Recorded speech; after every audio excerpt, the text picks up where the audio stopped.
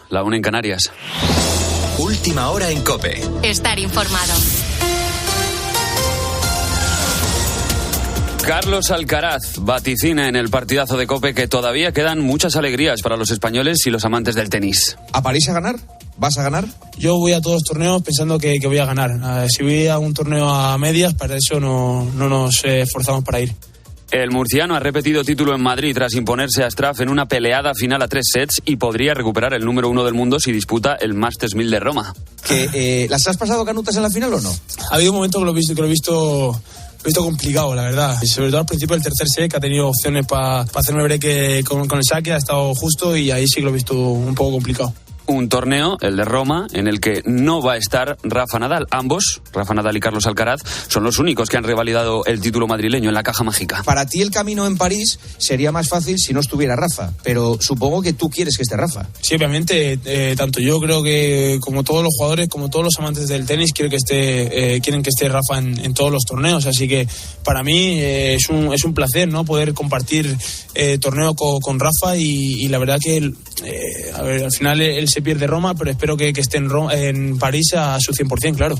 La charla completa entre Juanma Castaño y Carlos Alcaraz la puedes encontrar entrando en cope.es. Por lo demás, esta noche hemos tenido Gran Premio de Fórmula 1 en Miami. Verstappen sigue intratable y ha remontado desde la 9ª hasta la primera posición. Checo Pérez fue segundo y Fernando Alonso tercero. Carlos Sainz, que ha sido sancionado con 5 segundos, acabó quinto. Con la fuerza de ABC. COPE. Estar informado. De esta forma comienza una semana que va a culminar la medianoche del jueves con el arranque oficial de la campaña electoral del 28 de mayo. Entre tanto, habrá también Consejo de Ministros el martes, sesión de control al gobierno el miércoles y Pedro Sánchez se verá las caras con Joe Biden en la Casa Blanca el viernes. Un Pedro Sánchez que continúa exprimiendo los anuncios en vivienda para salvar el examen de las urnas. Vamos a crear una línea de avales para garantizar hasta ese 20% de la hipoteca a nuestros jóvenes menores de 35 años con ingresos anuales inferiores a 37.800 euros y también para las familias con menores a cargo. El último anuncio del presidente lo ha hecho este domingo y ha sido esa concesión de avales ICO para garantizar el 20% de la hipoteca de jóvenes y familias vulnerables. Ahora mismo acceder a una vivienda es prácticamente misión imposible debido a la subida de los precios y a los bajos sueldos. En ese sentido, patronal y sindicatos siguen perfilando los flecos de un acuerdo para llevar a cabo una nueva subida salarial. El grueso está cerrado. Sería un incremento del 10% en 3 años y una cláusula de revisión salarial vinculada a la inflación. De hecho, el texto podría recibir el visto bueno entre hoy y mañana. Marta Ruiz. La COE será la primera en someter el preacuerdo a debate a las 9:30, reunión de sus órganos de gobierno. También UGT ha citado los órganos más representativos, mientras que Comisiones abordará el asunto en el Comité Confederal de mañana martes. Como dices, el acuerdo se da casi por cerrado, pero se está afinando la redacción del texto al máximo. El acuerdo pasa por una subida del salario en un 4% este año, un 3% en 2024 y un 3% en 2025, más un 1% adicional si la inflación cierra por encima de esos incrementos. Hay que recordar que el acuerdo no es vinculante, pero sí una guía para la negociación de los convenios colectivos a los que están sujetos unos 10 millones de trabajadores, la mitad de los ocupados. Hasta marzo, los salarios por convenio han subido una media del 3%, aún por debajo de la inflación, pero es que en 2022 esa subida media fue del 2,8% frente a un IPC medio que cerró en el 8,5%. Y te doy un par de apuntes de esta noche. El primero nos lleva hasta Asturias. María Esther, la mujer de 55 años que desapareció el viernes en Gijón, ha sido hallada sin vida en la casa donde trabajaba como asistenta del hogar. La Policía Nacional ha abierto una investigación para esclarecer lo sucedido, aunque se baraja la posibilidad del accidente doméstico. Por otro lado, 12 personas han resultado heridas, 5 de ellas de forma grave, por un coche que se ha llevado por delante una carpa en las fiestas de San Miguel de Deiro, en Vilanova de Arousa. Se desconocen las causas que han provocado el accidente, pero parece que en el vehículo iban 2 personas mayores. Iremos actualizando la información según nos vaya llegando. Tienes más información en cope.es y ahora sigues en la noche de COPE con Adolfo Arjona. COPE. Estar informado.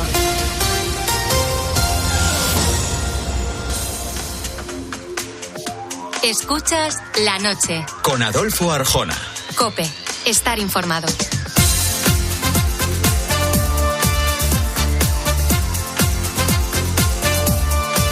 Bueno, ya sabemos lo que anda pasando por España y por el mundo. Fíjate si yo te dijera 4 ruedas, un volante, un chasis.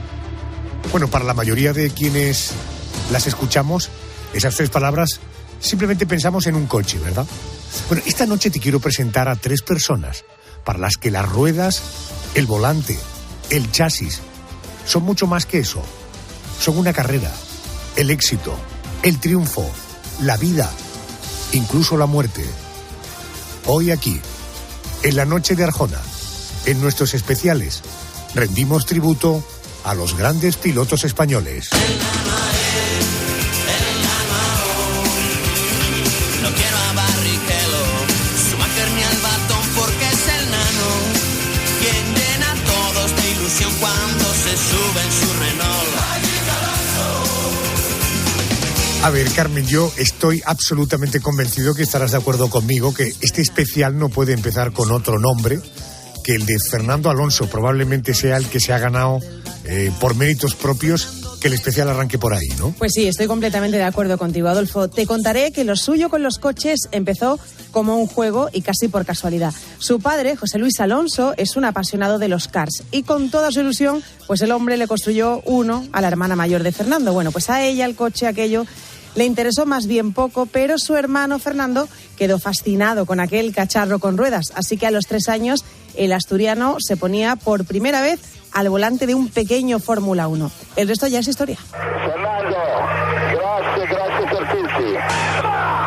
We are the champions. We are the champions. We are the champions. 2 veces campeón del mundo en 2005 y 2006, 3 veces subcampeón, el piloto más joven en lograr una pole position, el más joven en ganar un gran premio con 22 años, el más joven en ganar un mundial, campeón en las 24 horas de Le Mans, en las de Daytona, premio Príncipe de Asturias de los deportes. No puedo más que esperar con grandísima emoción recibir el galardón de manos de Su Alteza Real, el Príncipe de Asturias. Para mí, este premio es el más importante que un deportista puede recibir hoy en día y estoy enormemente orgulloso de que yo sea el elegido para este año 2005. Ahora Fernando Alonso vive un nuevo resurgir en la Fórmula 1 con la escudería Aston Martin. Querido Carlos Miquel, especialista en Fórmula 1 y director de COPE GP, muy buenas noches. Hola. Bienvenido a casa, buenas noches. ¿Qué tal, Adolfo? Hacía tiempo que no hablaba contigo y siempre es un placer, ya lo sabes. Muy amable, muchísimas gracias, igualmente. Oye, contaba que a los 3 años, contaba Carmen, él se pone al volante de un coche por primera vez. En aquella etapa infantil llegan sus primeros títulos en diferentes campeonatos, que poco a poco la cosa fue yendo a más. Aquello suponía esfuerzo para la familia, desde luego incluso económico. Ojo, porque había que competir y cada vez era a mayor nivel. Bueno, aquel camino en la automoción llevó a Fernando Alonso a debutar en la Fórmula 1 año 2001, 20 años, él contaba con 20 años. Carlos, ¿cómo llega un chaval de Oviedo, de una familia normal, al que su padre, hacía de mecánico, a convertirse en piloto de Fórmula 1? Pues mira, yo creo que ahora sería casi imposible, porque para empezar no habría podido hacer toda la carrera en karts que hizo, que le llevó a ser campeón del mundo de karts con esos en la categoría junior, y es lo que a partir de ahí empezó todo a cambiar un poco, ¿no? Fue campeón en Genk, en Holanda, y ahí cambió un poco todo. A ver, es un caso de haber encontrado mentores, que eso también sucede muchas veces. No tienes dinero, tu padre mezcla explosivos en una mina y tu madre es dependiente del Corte Inglés. Yo estuve en su casa cuando vivía allí, una casa de 80 metros cuadrados, muy normal, y que quedaba con vistas al colegio donde ellos estudiaron, y que ahora se llama calle Fernando Alonso. Evidentemente el padre ya no vive allí, la familia ya no vive allí, pero sí que es verdad que cuando él empieza a destacar en karting, llega un momento que ya no hay presupuesto, que ya no puede seguir adelante, y le presentan a Genís Marcó. Genís Marcó es un catalán que ha llevado a los mejores pilotos españoles de karting, vio en él madera y dijo, oye, y estuvo, claro, Fernando Alonso tuvo que irse a vivir de jovencito a la casa de Genís en Cataluña, y desde ahí se iba a las distintas competiciones por Europa. Qué bueno. Y al final, se me contaba su padre, ¿no? Llegó a tener casi 1 millón de kilómetros el Peugeot 308 con el que llevaba por Europa a su hijo, porque no podía ir de otra manera, no podía ir en avión. En fin, que fueron muchas penurias. Entonces, primero fue Genís Marcó, luego fue Adrián Campos y después Flavio Briatore. Y yo creo que esos 3 pasos fueron claves. Carlos, en aquellos años 2005, 2006, cuando logran los campeonatos del mundo, la revolución que hubo en España, el seguimiento que hubo, en fin, la gente se volvió a España, se volvió alonsista, ¿no? ¿Cómo vivió el piloto aquella revolución? ¿Supo metabolizar todo aquello o se le subió un poco a la cabeza? Bueno, yo creo que, digamos que, fíjate, lo que ahora para él sería una bendición, de hecho ya este nuevo Fervorín, que no es el mismo, pero está muy bien, a él le gusta, pero es verdad que le abrumaba. Es una persona de naturaleza tímida y que siempre se ha movido en unos entornos mucho más reducidos. De repente, él estaba en todos los telediarios. Él venía de Brasil con un podio, recuerdo que además era un podio en 2003, uno de sus primeros podios. Él llegaba de Brasil y ya se encontró periodistas a la puerta del avión, y no era 2005. Todo eso, a una persona acostumbrada a un grupo muy reducido de gente a su alrededor, se le hacía demasiado. Pero sí que es cierto que al final, cuando él mira ahora al pasado, bueno, dice que aquello era una maravilla. Sí que también es verdad, dejó de poder, él te lo cuenta muchas veces, no podía ni parar en un peaje de la autopista, porque entonces me empezaban a seguir si se daban cuenta que era yo, y me intentaban, se me ponía un coche delante, el otro detrás, era una locura. Entraba al cine y se iba antes de que terminara la película, entraba con la película empezada y se iba antes de que terminara la película, porque no podía caminar por Oviedo. Eso a él no es que se le subiera a la cabeza, al revés, lo que pasa es que digamos que no llevaba del todo bien ese cambio tan brusco en su vida de estar casi en el anonimato a de repente toda la locura que tuvo que vivir. Él gana, decíamos, 2 campeonatos del mundo consecutivos, 2005, 2006. Lo hace con Renault. Algunos pensábamos, ¿cómo puede ser que un Renault le gane a un Ferrari? Bueno, en el año 2010 ficha por Ferrari y aquello fue como muy decepcionante. Es decir, el Ferrari no le ganaba a los demás. ¿Cómo se explica todo este lío? Es decir, ¿dónde está la importancia del coche? ¿Cuál es el valor del coche y cuál es el valor del piloto? A ver, yo creo que es difícil cuantificarlo. Hablas con unos...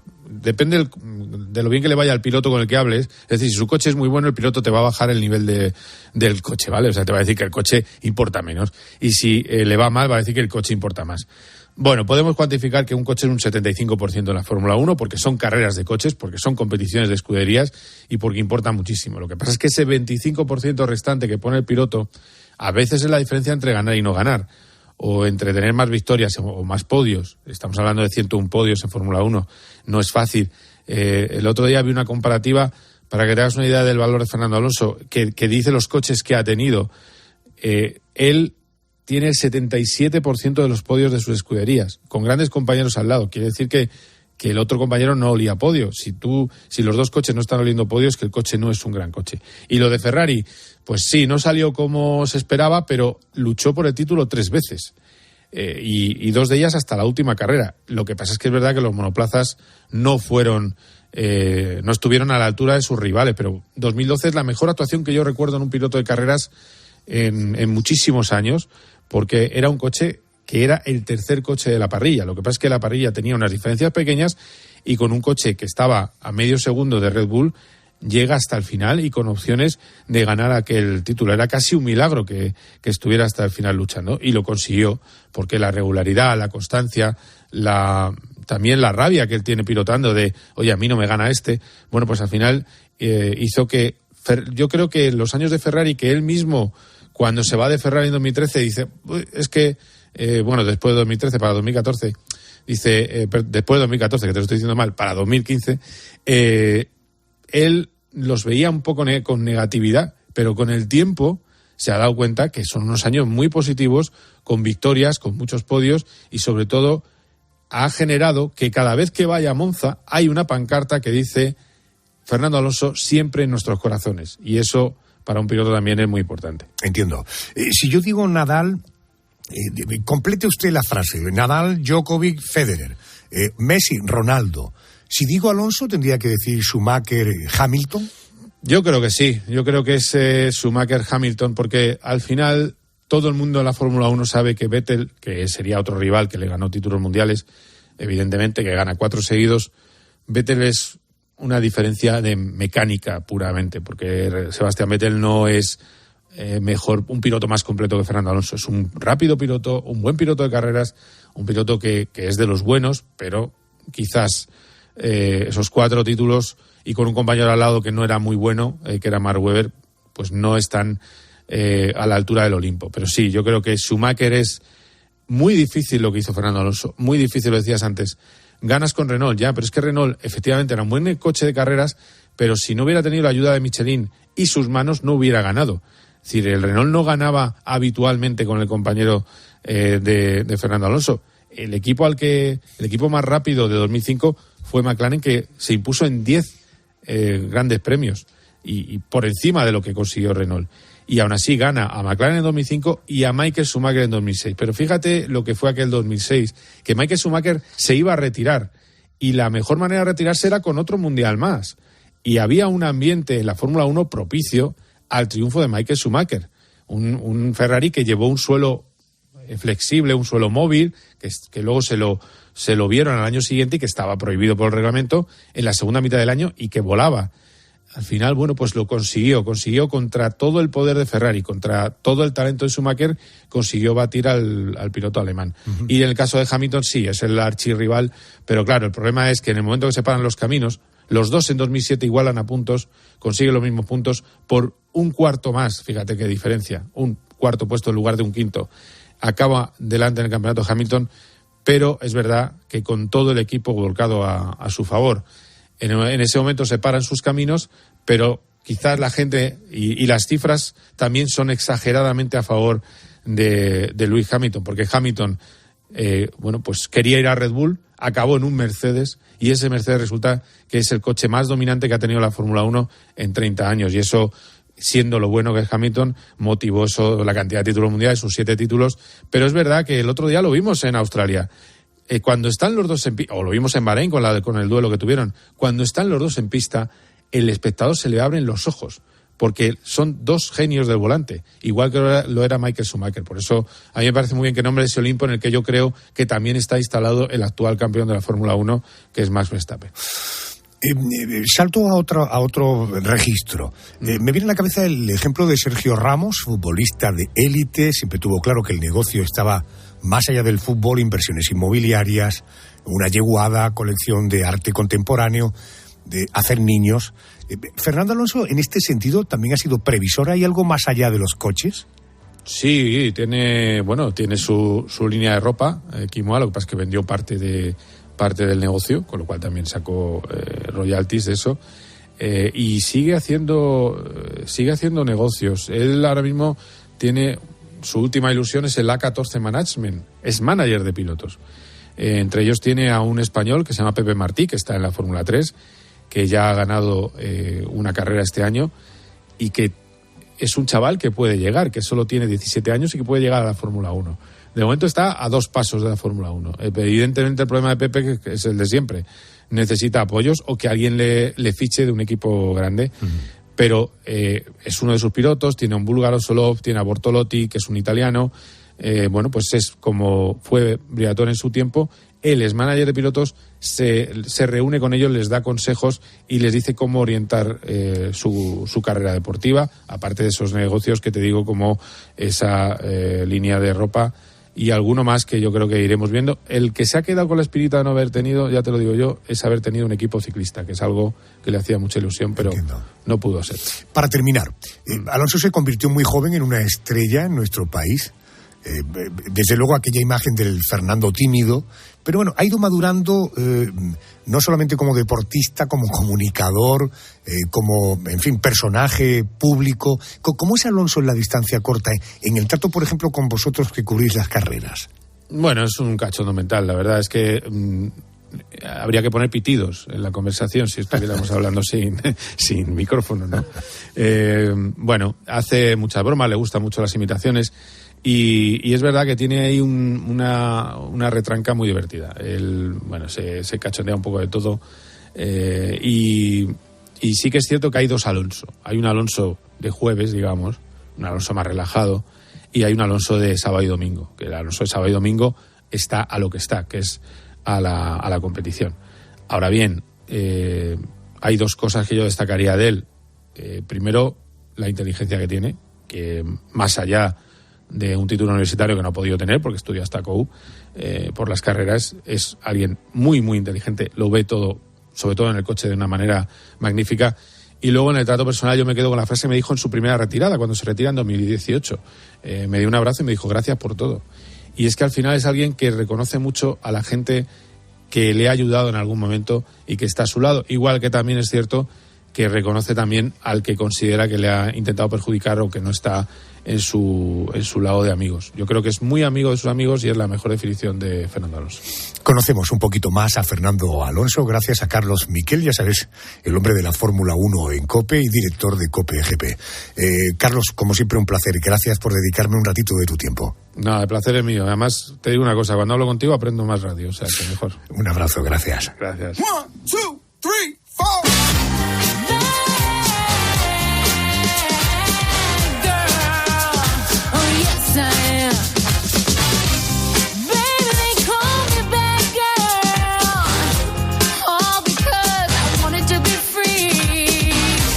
There's a man who's in love with this here little girl, and I believe that he loves me, yeah. A mi siguiente invitado te lo voy a presentar, pero mejor lo hacemos con su palmarés. Campeón del mundo de rallies en 1990 y 1992. Campeón de la Copa del Mundo Rallies Cross Country en 2007. Ganador del Dakar en 2010, 2018 y 2020. Ha disputado 196 rallies. Ha subido a 97 podiums. Ha conseguido 26 victorias, 36 segundas posiciones, 35 terceras posiciones. Orden Olímpica otorgada por el Comité Olímpico Español en 1997. Gran Cruz de la Real Orden del Mérito Deportivo en 2001. Premio Princesa de Asturias de los Deportes en 2020.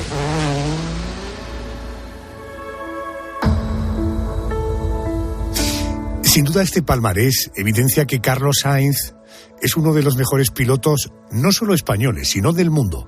Es uno de los mejores de la historia. Carlos Sainz, muy buenas noches y bienvenido a COPE.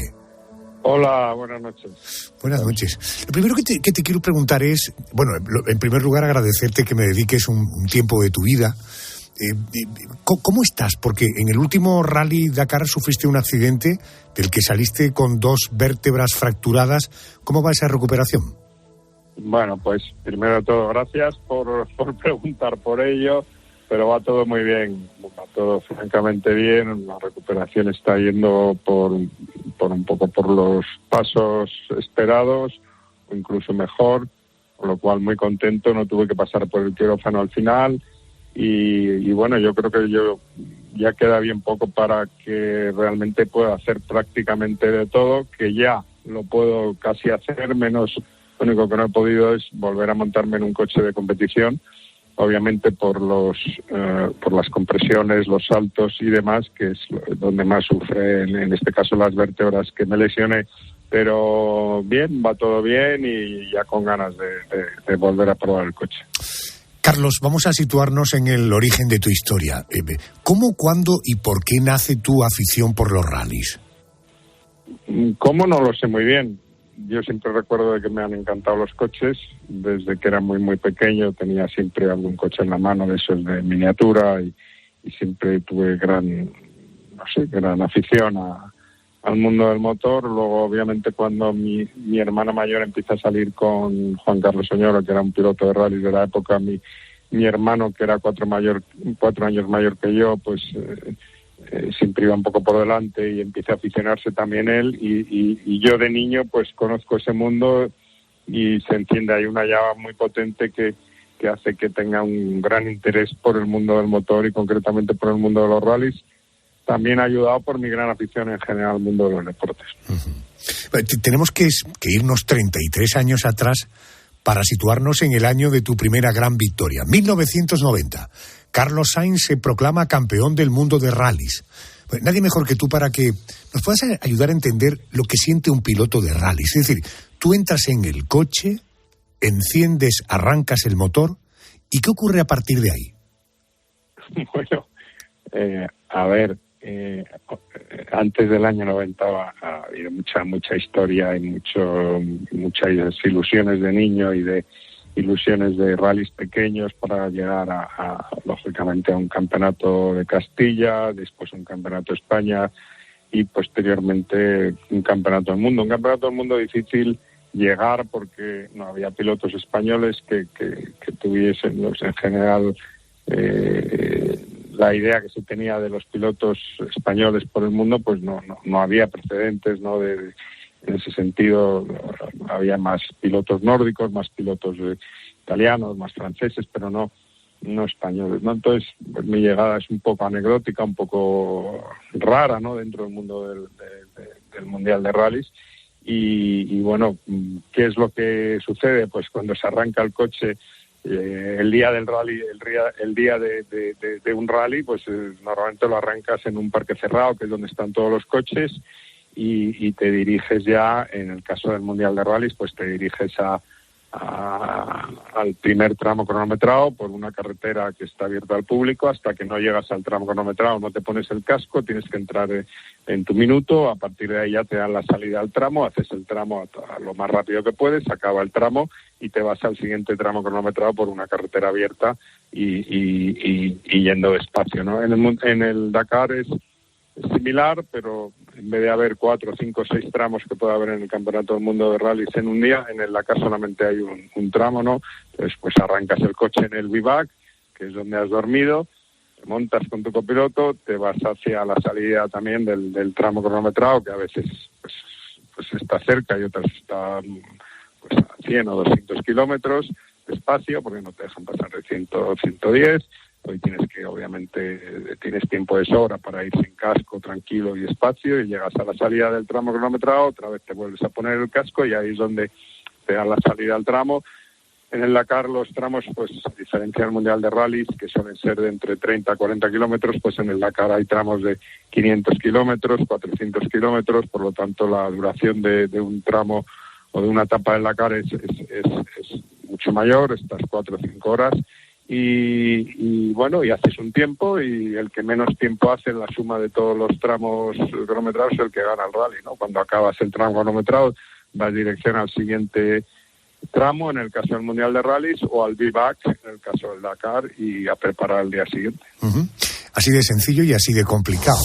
Hablaba del año 90, pero Carlos Sainz se vuelve a coronar en el Mundial de 1992 al volante de un Toyota. Tras pasar por varios equipos en el año 98, volvía a la casa japonesa y tenía el Mundial en la mano. A solo 500 metros de la meta, cuando ocurre este momento que es historia del deporte español. ¡Trata de arrancarlo! ¡Trata de arrancarlo, Carlos! ¡Trata de arrancarlo! ¡Trata de arrancarlo, por Dios! ¡Arranca, Carlos! ¡No, por su puta madre! ¿Cuántas veces habrás oído estos 15 segundos en los últimos 25 años y cuántas veces le habrá dado vueltas a aquel instante que ha pasado a la historia del automovilismo, de tu propia carrera? Carlos, ¿qué habría evitado aquella avería? ¿Qué tendría que haber pasado para que el trata de arrancarlo, Carlos, no hubiera ocurrido y tú hubieras conseguido tu tercer Mundial de Rallys? Bueno, evidentemente fue un momento difícil, duro, triste, difícil que se vuelva a repetir en el mundo del deporte, porque tener tan cerca un mundial de rallies y perderlo, en este caso, pues bueno, al final sabes que no ha sido por un error tuyo, que ha sido por un problema mecánico. ¿Qué se podía haber hecho? Pues bueno, al final todo tiene una explicación, sobre todo cuando no es un error humano. Es un error mecánico, no un problema mecánico. Al final se supo que había un batch, ¿cómo se dice en español? Ahora no me sale la palabra. Habían hecho un pedido de bielas que salió defectuoso, y igual que se rompió mi coche, pues se rompieron los otros 3 Toyota en diferentes momentos, ¿no? Eso luego se supo que esas bielas estaban defectuosas.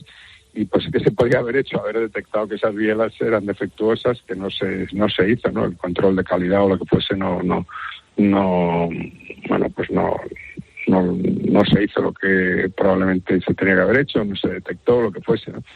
Pero al final, bueno, cuando haces un deporte en el que la mecánica es un factor tan importante, lo que tienen los deportes del motor es eso, que a veces la mecánica te puede jugar una mala pasada, como en este caso. Fue en un momento muy determinante, fue en un momento realmente inoportuno y bueno, y se recordará no solo para nosotros, sino es difícil encontrar en el mundo del motor una situación tan dura, ¿no? En el año 2004 abandonas el Mundial de Rallys. A partir de ahí decides embarcarte en otros retos, por ejemplo el mítico Dakar. Carlos, ser piloto de rally supone conducir en condiciones muy extremas. Recuerdo ahora, año 1991, corrígeme, rally en Australia. Sufres un accidente en el que acabas dando vueltas de campana con la cabeza fuera de la ventanilla. ¿Alguna vez has sentido miedo al volante? Hombre, el día que sientas miedo, yo creo que es muy difícil volverte a montar en un coche de carreras, ¿no? Lógicamente, después de ver las imágenes de ese accidente, pues hombre, dices, he tenido suerte, ¿no? Porque ya podía haber pasado algo grave, ¿no? De hecho, bueno, pues tuve una lesión de cuello importante, pero al final el piloto siempre piensa que hombre, el riesgo es inherente ahí en este deporte, pero de alguna manera piensas que bueno, pues es un riesgo más o menos controlado, ¿no? Accidentes he tenido muchos, he tenido la suerte de salir bastante ileso de todos o de casi todos, y bueno, pues no es deseable, ¿no?, el tener esos accidentes. Los pilotos no buscamos esos accidentes. Lo que ocurre es que al ser un deporte de competición, un deporte que tiene riesgo, pues a veces ocurren esos accidentes, ¿no? Y desgraciadamente, pues este mundo del motor de vez en cuando nos recuerda que esos accidentes pueden tener consecuencias graves y pueden tener consecuencias no deseables y bueno, y consecuencias tristes, ¿no? Pero está dentro del ADN de este deporte. Entiendo. Ser piloto de rallies al máximo nivel te ha obligado a pasar mucho tiempo fuera de casa. Tu esposa, Reyes, cuenta en Sainz, Vivir para competir, es un documental en Prime Video, que has llegado a dormir 250 noches al año fuera de casa. ¿Cómo ha sido esa otra parte del éxito, de sacrificar buena parte de tu vida personal por tu carrera deportiva? Bueno, el deporte de competición a cualquier nivel requiere sacrificios, y el deporte de nuestro deporte, el Mundial de Rallys, uno de los sacrificios que requiere es pues viajar mucho y estar muchos días fuera. Yo he tenido la suerte de, como digo y explico en ese documental, de tener una gran colaboradora en ese sentido, que ha sido mi mujer. He estado muy tranquilo porque he sabido siempre que estaba al pie del cañón con el cuidado, la educación, la cercanía con mis hijos, y he sentido que bueno, que mi ausencia no iba a suponer un problema, un trauma familiar. En ese sentido ella ha sido fundamental y le estaré muy agradecido toda la vida porque ha conseguido pues todos esos días en los que yo no estaba, pues cubrir, por supuesto, con creces de alguna manera mi presencia, y ha conseguido sacar adelante nuestra familia. Intuía yo que, preguntándote por esto, y el realizador del programa poniéndome esta musiquita, claramente me invita a contarle a los oyentes que Carlos Sainz ha sabido transmitirle a su hijo la pasión por el automovilismo, tanto que Sainz Jr. es piloto de Fórmula 1, como todos sabéis, en la escudería de Ferrari. A los 11 años fue cuando ya empezó a competir, desde los 11 años, de una forma más seria, ¿no? Quiero que me respondas ahora como padre, Carlos. Cuando tu hijo te dice, papá, quiero ser piloto, de la manera que te lo dijera, es más, piloto de Fórmula 1, ¿qué te pasa por la cabeza? Repito, como padre, porque no estamos hablando de un trabajo de oficina con riesgo, no sé si cero, pero desde luego con un riesgo muy... con pocas probabilidades de tener problemas, pero ojo, conducir un coche a más de 250 kilómetros por hora, yo no me imagino a mi hijo metido en un bólido de Fórmula 1. Como padre, ¿cómo llevas eso? Bueno, es una pregunta que quizá requiera mucho tiempo, ¿no? Porque hay muchas cosas que te pasan por la cabeza cuando ocurre eso, consecuencias obvias a nivel familiar, responsabilidades que uno trata de evaluar y de saber lo que puede suponer de cara al futuro, pero al final, bueno, pues si tú lo has hecho y de alguna manera mides que tu hijo realmente lo quiere hacer porque sí lo quiere hacer, no porque su padre lo haya hecho, pues creo que es razonable el darle la oportunidad. Eso sí, midiendo siempre que lo que acabo de decir, ¿no? Que él realmente quiere hacerlo por sí mismo. Y luego, como es lógico, pues también le tratas de advertir la dureza y las implicaciones que puede tener tomar una decisión y abrir ese melón de empezar a hacer eso, ¿no? Tratas de alguna manera balancear esa situación de un niño que empieza a hacer un deporte, pero que de alguna manera tiene que dedicarle mucho tiempo, casi como un profesional a una edad muy temprana, y balancearlo, como digo, con una etapa escolar importantísima y que se tiene que completar con éxito. Sabiendo que tanto tu hijo como tú sois dos hombres muy competitivos, permíteme la hipótesis. O tú ganas el próximo Dakar o tu hijo gana el campeonato de Fórmula 1. ¿Qué elegirías? Hombre, cualquier padre que esté oyendo este programa sabe la respuesta antes de que la diga. Un padre quiere lo mejor para su hijo, y en este caso, además, si yo he conseguido ya 3 Dakares y no ha conseguido ningún campeonato del mundo, la respuesta es obvia y clara, ¿no? Yo creo que cualquier padre en ese sentido, no tendría ninguna duda en contestar que preferiría el campeonato para su hijo. Cuando llegas, por ejemplo, al Dakar con tu experiencia, tu veteranía, tus títulos, normalmente más canas que tus rivales, ¿qué caras ves en ellos, en tus competidores? ¿Respeto, temor o esa frase de es demasiado mayor para ganar? Bueno, quiero pensar que respeto, quiero pensar que de alguna manera saben que, bueno, pues voy a ser un competidor duro. Si yo voy al Dakar es porque pienso que puedo ganar, y también quiero pensar que, bueno, pues en este caso Audi, la marca para la que corro, si quiere estar conmigo y llevarme al Dakar es porque entiende que soy un piloto lo suficientemente rápido para representarle, llevar un coche oficial suyo y poder luchar por la victoria, ¿no? El día que no pueda, que no lo sienta, que no lo crea y que vea a mi alrededor caras de dudas o hipótesis, pues será el momento de probablemente quedarme en casa y afrontar las carreras de otra forma. Uh-huh. Hoy Carlos Sainz, el matador, tiene 61 años. Sigue en activo y, como oímos, con ganas de seguir sumando títulos. ¿Hay Carlos Sainz para rato? ¿La jubilación no está por ahora en tus planes? ¿La edad jubilar todavía no ha llegado?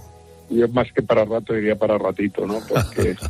Porque está claro que a los 61 años la competición, la alta competición, aunque sea una carrera donde la experiencia es muy importante como el Dakar, pues pasa factura, es difícil y la edad pasa para todo el mundo.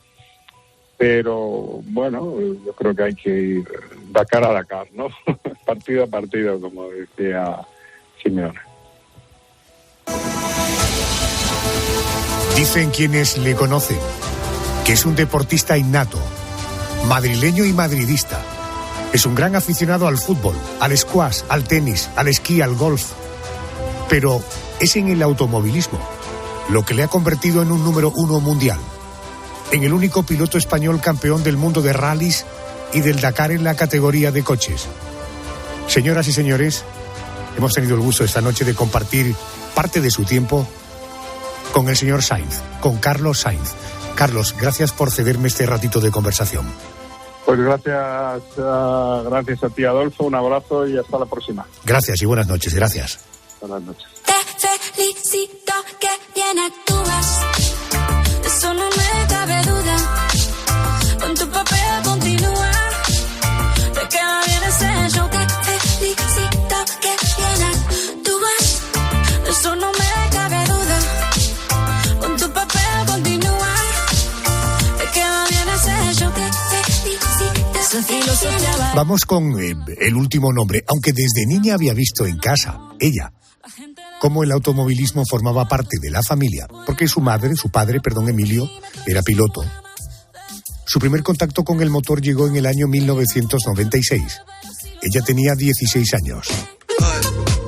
María de Villota empezó en el karting, pasó por la Fórmula 3 y pasó por distintas competiciones a bordo de un monoplaza hasta que en el año 2012, a sus 32 años, se convirtió en probadora del Marussia, una escudería rusa. Bueno, fue pionera en distintas categorías en las que participó y la primera española en pilotar un Fórmula 1. Estaré participando activamente en todos los grandes premios con los demás pilotos, la evolución del coche, los grandes premios, más allá todo el trabajo que tendré que hacer de simulador, más luego las partes en las que el equipo me requiera dentro del coche.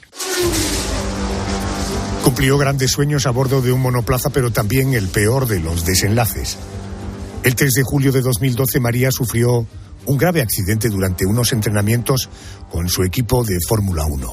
Bueno, logró sobrevivir, pero las lesiones que le produjo aquel accidente acabaron por arrebatarle la vida 1 año y 3 meses después. Hoy en este especial que dedicamos a grandes pilotos españoles, no podía faltar ella, María de Villota.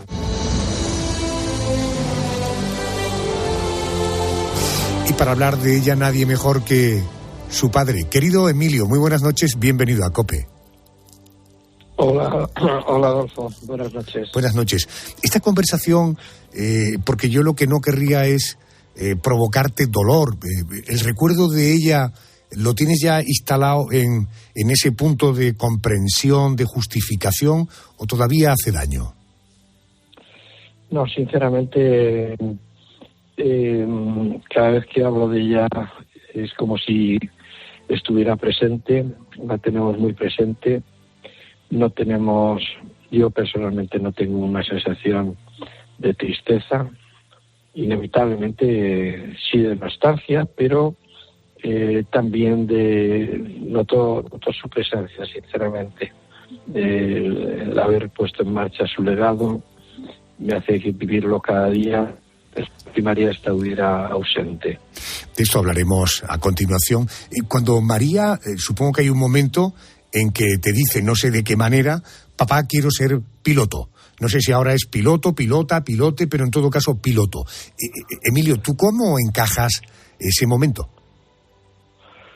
Bueno, yo tenía en casa, se ha respirado siempre mucha actividad de deporte. Somos unos aficionados y unos enamorados del mundo del deporte. Y a mí me hacía bastante ilusión, pero es verdad que estuvimos haciendo todo lo posible por llevarles a otro tipo de deportes. Estuvieron haciendo muchas actividades, pero es inevitable que el ambiente que te rodea y el ver permanentemente a tu padre metido en ese mundo, a mí me gustaba era que entraran en mi mundo, y tanto María como Emilio pues irrumpieron en este mundo con fuerza y además por sus propias iniciativas. Emilio, la vida de María de Villota cambió para siempre el 3 de julio de 2012. Aquel día sufrió un gravísimo accidente en el aeródromo de Duxford, en el Reino Unido, mientras realizaba unas pruebas de aerodinámica de la escudería Marussia. El vehículo que conducía chocó contra un camión que estaba a pie de pista con la rampa desplegada. El accidente fue gravísimo. ¿Cuál fue el primer diagnóstico? ¿Qué primeras noticias os hicieron llegar a la familia? Pues ese fue quizás el momento más duro. En esa mañana, a las 9:15 de la mañana, recibimos una llamada de mi hija Isabel, que estaba con ella. Tuvimos la suerte de que estuviera con ella en el circuito.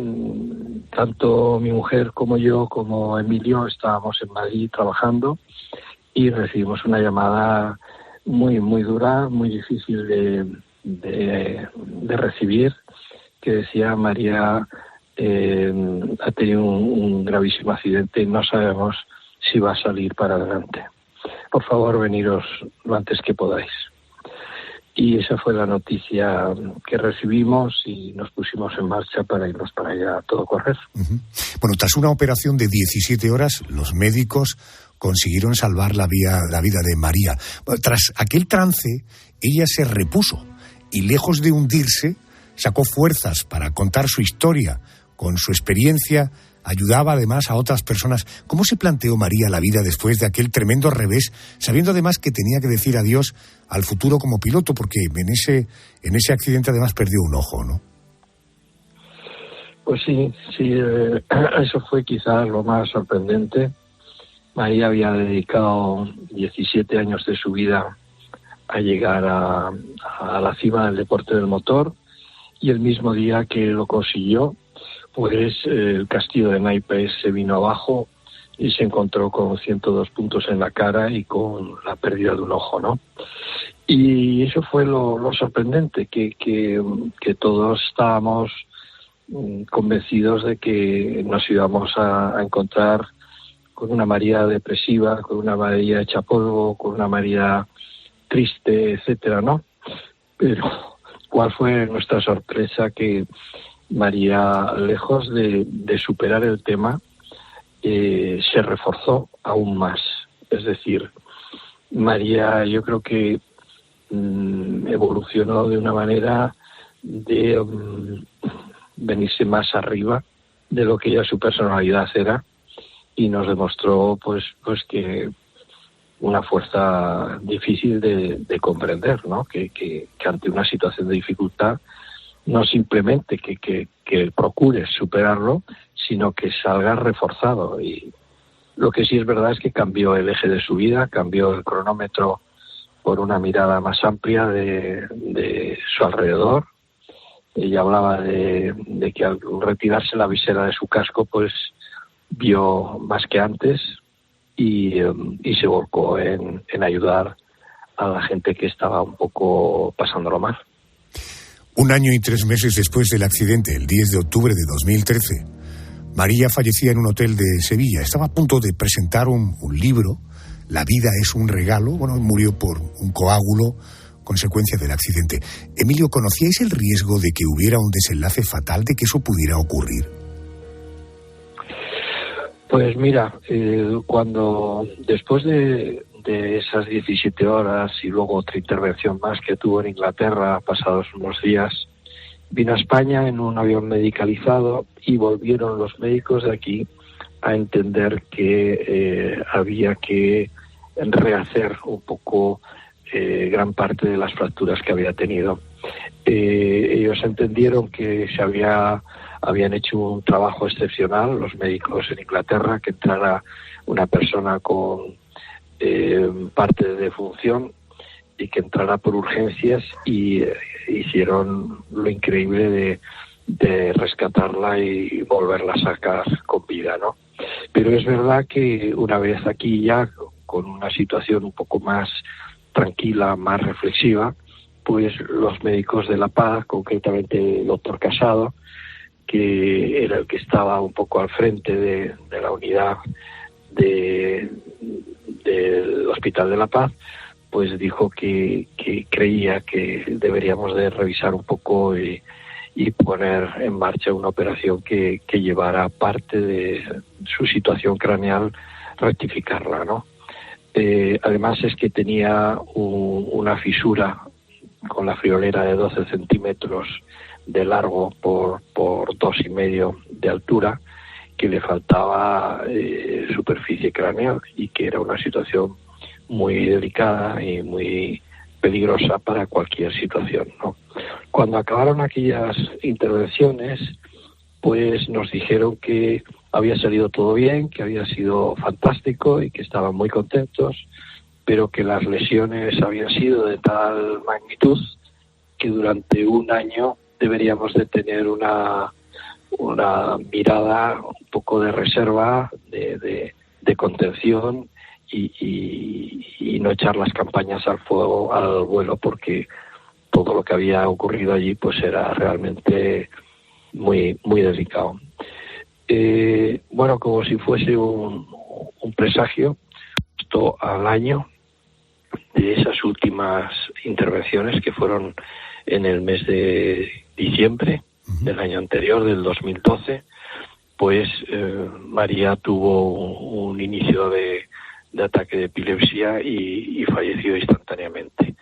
No era tanto, Adolfo, perdona que te rectifique, que no iba a presentar su libro lo iba a presentar el martes siguiente, y esto era un viernes por la mañana.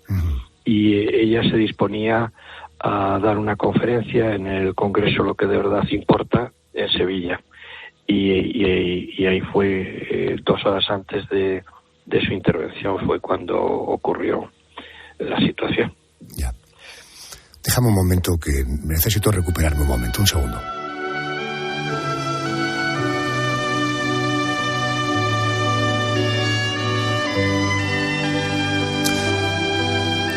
No puedo ni imaginar aquel momento en vuestras vidas. Ahora, tiempo después, te noto con mucha fortaleza y quiero saber por qué, pero ¿de dónde surge esa fuerza? Pero antes, permíteme, casi 10 años después de que María se marchara de este mundo, no de vuestros corazones, ni de vuestras vidas, ni de las nuestras, ¿cómo es la vida hoy sin María? ¿Cómo se ha ido reponiendo la familia en estos años? Pues mira, cada persona somos irrepetibles y distintos. Y dentro de la familia, pues lo hemos llevado cada uno de la mejor manera posible, ¿no? En general, te puedo decir que la respuesta ha tardado en cicatrizar la herida, pero en mi caso en concreto, al poner en marcha el legado, que no era más que de todas esas noches de hospital y de todo ese foco que ella puso en los niños con enfermedades neuromusculares mitocondriales degenerativas, que es una especie de ELA en niños pequeños, pues había que es como si María nos hubiera puesto unos deberes, ¿no? Y nuestros deberes eran pues dar continuidad a lo que ella puso en marcha. En concreto, María puso en marcha un programa que se llama Primera Estrella, que trata de ayudar a niños con estas enfermedades con tratamientos de fisioterapia en sala y en agua. Es verdad que los niños raramente con esta enfermedad superan los 5 años, pero durante ese periodo se les puede ayudar mucho en movilidad, en calidad de vida, y también ayudar a los padres que son tan víctimas como los niños, ¿no? Entonces, bueno, pues cuando te ponen unos deberes, no te quedas a pensar qué deberes me han puesto, sino que te pones a funcionar, a dar continuidad y que la presencia de lo que nos dijo María en ese libro, de La vida es un regalo, pues se siga transmitiendo. No solamente el programa que ella puso en marcha, sino todas sus reflexiones. Una persona que ha estado en el borde de la vida, en el umbral de la vida, y viene para decirte sus reflexiones y te las escribe en un libro, pues claro, tiene un impacto total, y ese impacto lo ha tenido en toda la familia, nos ha pegado un vuelco total. Nosotros, cuando María fallece, paramos la escuela de pilotos, que llevábamos 34 años con ella, paramos el equipo de carreras que llevábamos desde el 2003 con él, y bueno, pues nos dedicamos a lo que María nos enseñó, o sea que nosotros somos un poco alumnos de ella. Cuando María se ponía los auriculares, o cuando María escuchaba una canción, había un cantante muy favorito suyo, Jack Johnson.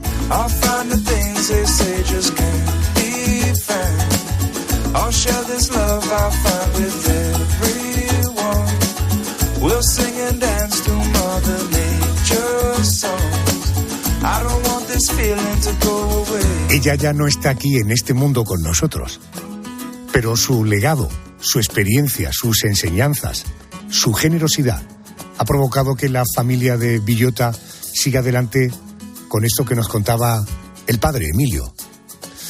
Emilio, te mando un abrazo enorme, mucha fuerza y mucho ánimo para seguir echando una mano a tantos pequeñines que os necesitan. Gracias por tu tiempo y gracias por permitirme escarbar un poco en esta memoria de una mujer tan increíble como tu hija. Muchas gracias, Adolfo, y muchas gracias a la cadena COPE y a tus oyentes por escucharnos. Un abrazo. Gracias, señor, gracias.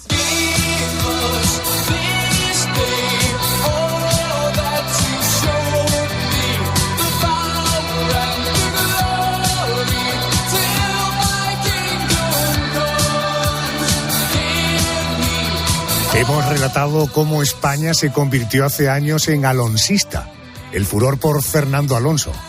Hemos hablado con Carlos Sainz, que nos ha contado sus planes de futuro como piloto de rallies a sus 61 años. Y hemos honrado la memoria de una mujer pionera en el automovilismo, María de Villota. Ahora noticias, y luego respondemos, para los más curiosones, a el porqué de las cosas. Venga, que luego volvemos.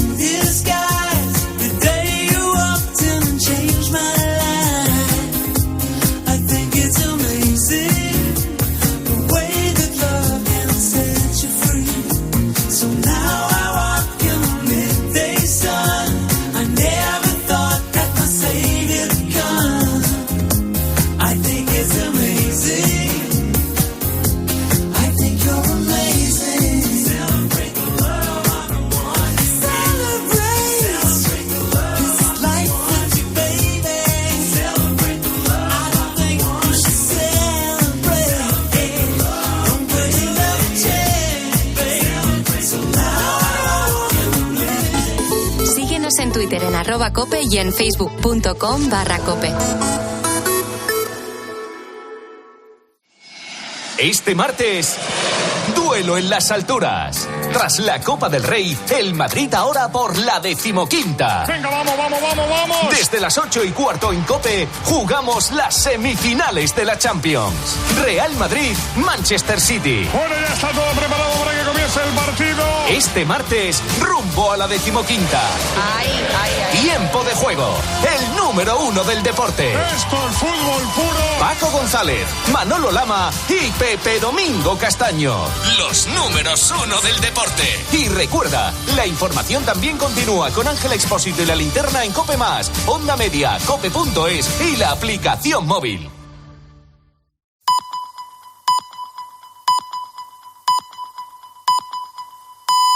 Son las 3.